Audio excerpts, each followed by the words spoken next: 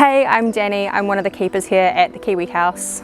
Here at the Kiwi House, we've always been focused on protecting our native species, not just the famous ones like the Kiwi, but also our smaller ones that we have here like the Māhoenui Giant Wētā.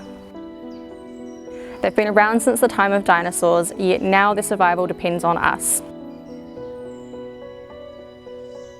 They are more endangered than some of our native bird species. They are classed as critically endangered, which means they are only one step away from extinction. That's why our team has been working in the background to breed them, care for them, and then when they are ready, we will eventually release them back into the wild. Weta are incredibly vulnerable. Introduced predators mean they've disappeared from most of their original ranges, but here in our purpose-built Weta lab, they are thriving. We've now bred over 500 of them this year alone, which is a huge step for a species this endangered. Just recently we did something really special. We took a group of our Weta that were raised entirely here at the Kiwi House and we released them into a predator-free reserve.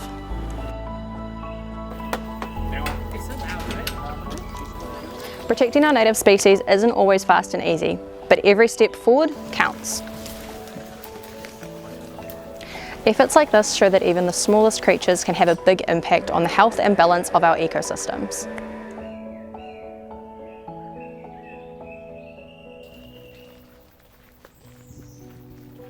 That morning we had 3 staff go from here up to Waranheap and they helped Corinne Watts and Lucy Bridgman pick sites for where the Weta from here were going to be placed out into the wild.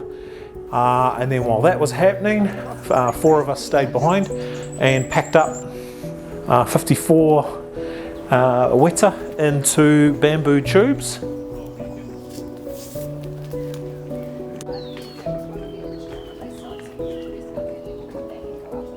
Then, we packed them into chili bins to keep them nice and cool, and then got on the road and drove about an hour up the road to Waranheap and met the rest of the team and the staff from the Department of Conservation. And after a little bit of a get-together and lunch, as a group, we walked on down to these sites that had been previously chosen during the day, and we started releasing our Weta. So the initial plan was we take a bamboo tube out, we cable tie it to a tree, and then we had put a little bit of mesh over the end of the hole to keep the Weta enclosed, and then once the bamboo tube was secure to the tree, we'd pull that off, make sure the Weta was in there, and we had the site ticked off, that Weta was released there, and we walked away and that was it. Our Weta were in the wild. And the reason we use bamboo, it's nice and secure, it's solid, and the Weta tuck away quite nicely inside of there and travel happily to the release site from there. And then that gives them a little bit of protection until night time, when they'll crawl out and then go and find themselves a new site to go and live up under a tree fern or in the top of a tree somewhere, and fingers crossed go and find themselves a little friend.